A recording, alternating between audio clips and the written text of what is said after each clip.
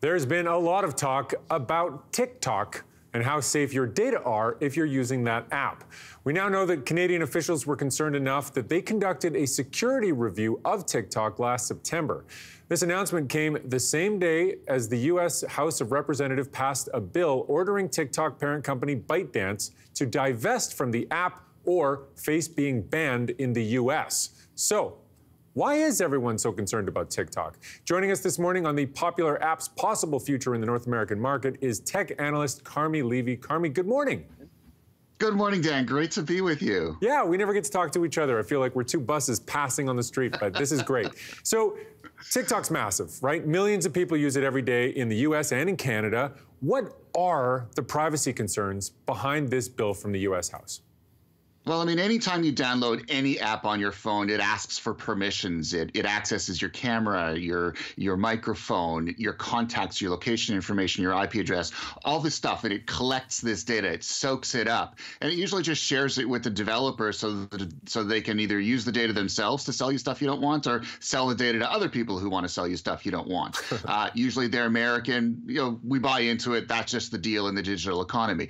TikTok does that, but more. It is known as an aggressive data harvester, collects even more data than the average. And then, of course, it shares it with a Chinese-owned company, ByteDance, which has a relationship with the Chinese government. We know that if you do business in China, you have to agree that if the government comes calling and asks for data, you gotta hand it over. So you sort of put the two together, Chinese government known for mass surveillance. The concern there is the Chinese government soaking up the data of 170 million Americans and then using that for who knows what, swing the election, whatever, spycraft. We don't really know, but the risk is certainly there, and it's certainly more than, you know, the typical app that sits on your phone. Wow.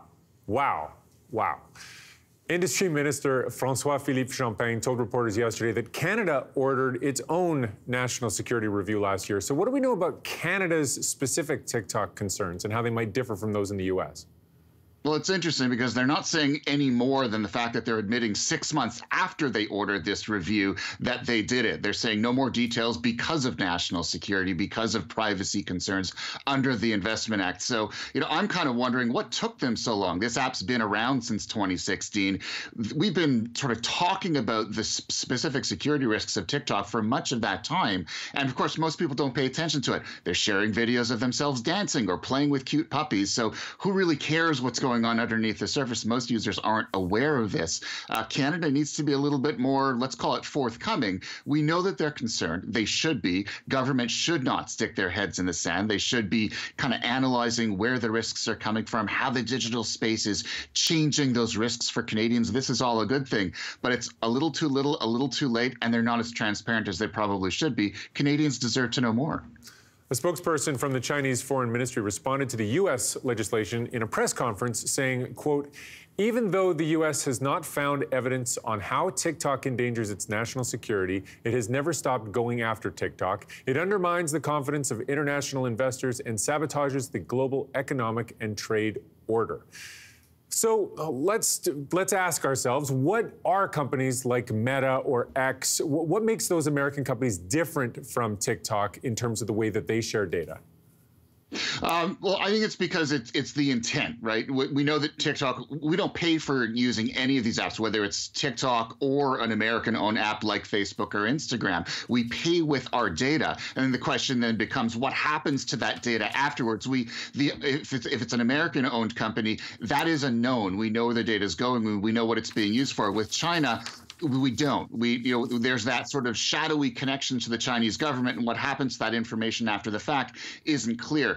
The company denies that it shares. The company denies that it uses it in that way. It says that it compartmentalizes the data, but we've seen research that suggests that that sort of blocking from China isn't as effective as it could be, that Chinese officials could have access to it. So again, China has a history of this. They've built the world's most sophisticated mass surveillance infrastructure. They use the technology to determine if their citizens get on a plane or get a job, and they certainly use it as part of their spycraft. So the risk is there. It's almost what we don't know, but there's enough smoke there, and if there's a little bit of smoke, maybe there's fire. We have every right to be concerned.